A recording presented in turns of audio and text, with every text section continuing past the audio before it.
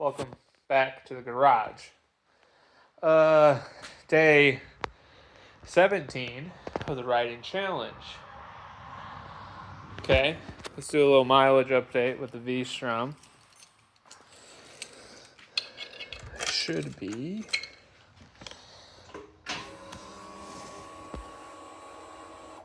52.5 mpgs.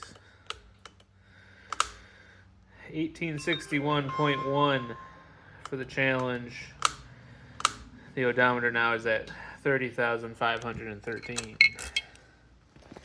So, we're doing all right. Tomorrow, one more day of work this week, and then I'm on my trip to Tequamanon Falls, which is the plan right now. I was just talking with Dad earlier, or texted just back and forth really quick about how, there could be some rain this weekend. So, if it starts looking really bad, who knows? I might pivot where I go. But I'm still going to be camping. I'm still going to be riding as much as possible. The goal is at least over the so Thursday, Friday, Saturday, Sunday, Monday, 5 days. Is to ride about 1,200 to 1,500 miles. That'd be good.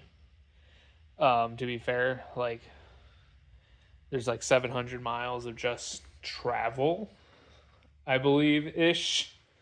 So it's going to be a good amount of miles no matter what, I guess is what I'm trying to say. But what I actually kind of wanted to talk about again today was what we found on Saturday in my video about my sprocket change, which I don't blame you if you didn't watch that one. It's a longer video. It's more similar to the type of videos I've put out before rather than these 30-day challenge videos. But this, I don't know if I can show it enough. Hold on, let me put it down somewhere. Pardon.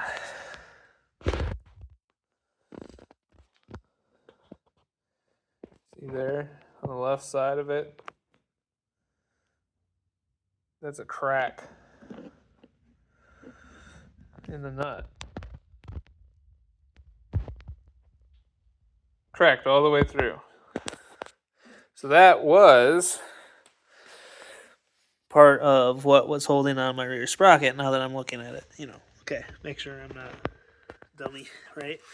So those gold, those gold nuts, they're not really gold. They're just plated in something. Sorry,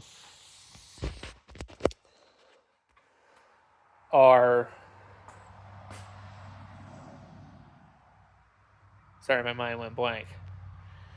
Those are the replacements that I put on Saturday. I'm going to keep an eye on them. Just make sure that they're still in good shape. Maybe order some OEM ones, but that was what I could get in the short term quick. Just at O'Reilly's, thankfully. It was an M10 by 125 thread. But these that were on the bike when I bought it, to be fair, are an aluminum, eBay, as I would call it, hardware. They're really just meant for cosmetic. They're sold as sprocket bolts, I'm sure. I saw some when I was doing a little research, but I'm sure the previous owner who was powder coating some stuff red on this bike bought these because of that. So my little rant for today is don't buy cheap junk, right? This is not an equivalent necessarily to what came on the bike, to what should be on the bike, right?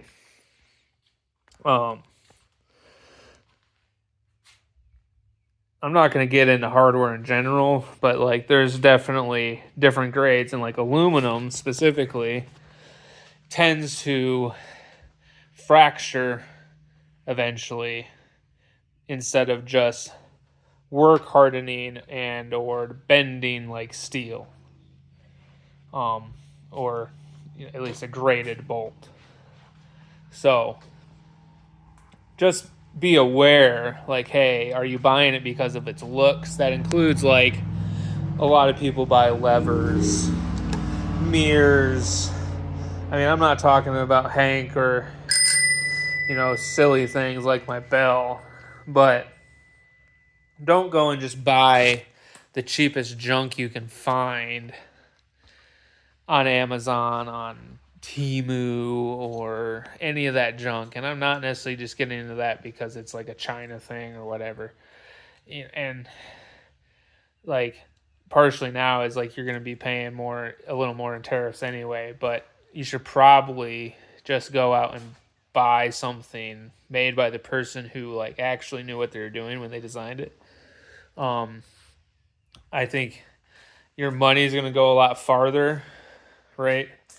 And actually, a lot of times when you buy that stuff, it's worse quality than what came on the bike, even though it might look cooler. So that's just kind of my rant. And it's something that like I definitely don't try and do to my bike. Especially, the V-Strom.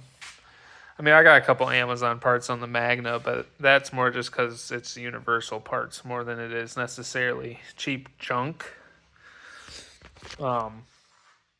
So the thing like with my V-Strom is like, yeah, like a lot of the stuff might be the brand name, but it's because the off-brand isn't good. Some things you can get an off-brand and it actually is pretty close. But, I guess this is my little rant for the day is with that nut,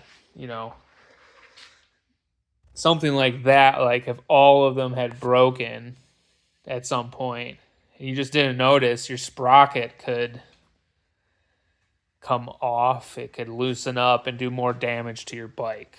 And that's going to be a lot more expensive than it would have been just to buy the right bolts, even though they might not be the right color or something. So anyway, that's just my little rant for the day. I was thinking about that on my way home a little bit more, and it was just like, just kind of irksome. But that's what you deal with when you buy used things. So you just never know what somebody else has done before you unless you literally go through the entire thing. So I'm going to stop rambling at you today. Shoney's in her little catio again. That little loaf out there. So I am going to go probably make sure I'm thinking about all the things I need to have done and ready to go for my camping trip. We'll have one more day to get ready for that. We'll talk about that tomorrow. And I will see you guys next time. Bye.